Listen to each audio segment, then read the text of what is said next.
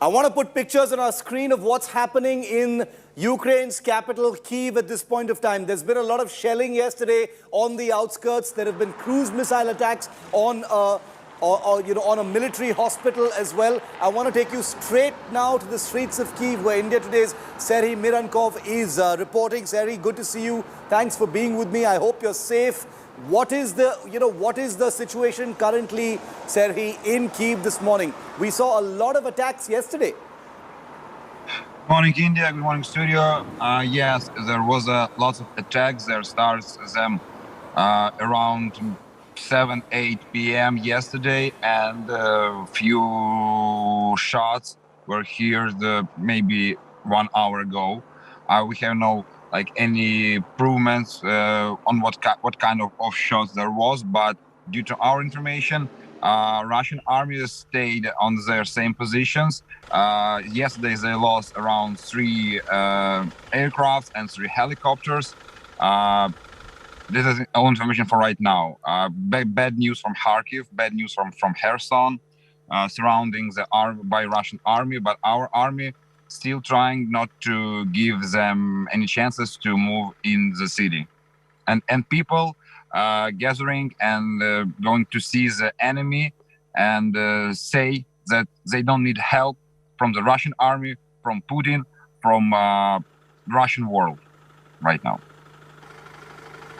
Where is that military convoy, Serhi? This military convoy were shown in Kherson, in Kharkiv, many cities, but they are, as they're coming in, as they're coming back to their back positions. They're trying to build a communication with Ukrainian people, but people against this communication and trying to spoil their technique, spoil their strengths, and that's all. You know, the cities of Bucha and Irpin, which are close to Kyiv or just outside Kyiv, I'm sure you have seen those pictures as well. A lot of attacks happening there, Serhi. Why are those places particularly being attacked?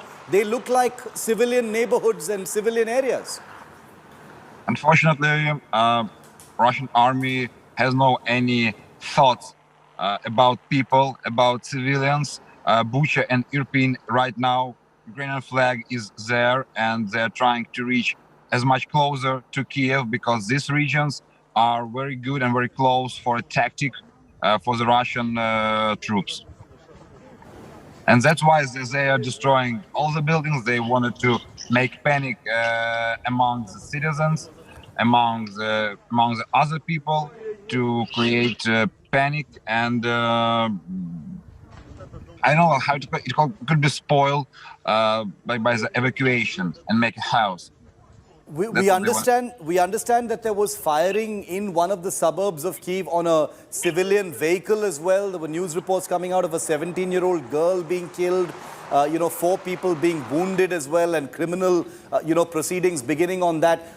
Where did the firing come from, Serhi? Fires come from Russian side.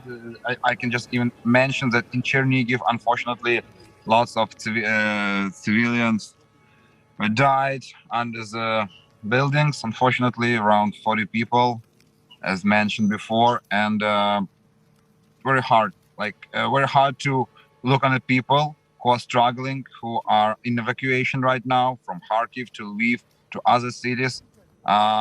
Probably you hear about the story about the Indian student who unfortunately died in Kharkiv while under the rocket attack from Russians. But we double-check all this information, and it was a Russian rocket. Putin said it was our fault. It's not. So please be aware of Russian propaganda, of Russian information field, because they're trying also to spoil your mood and your physical position to our problem in Ukraine right now. Serhi, stay safe. Thank you very much. We'll keep coming back to you. Kyiv, over the last 24 to 48 hours, has seen an escalated number of attacks. India Today's Gaurav Sawant was, at a site of a facility near the airport which was attacked by a cruise missile yesterday as well. That video, one of the most watched ground reports coming in from Ukraine at this point of time. But Serhi, thank you very much for being with me. We'll keep coming back to you. That was Serhi. He's on the streets of Kyiv at this point of time.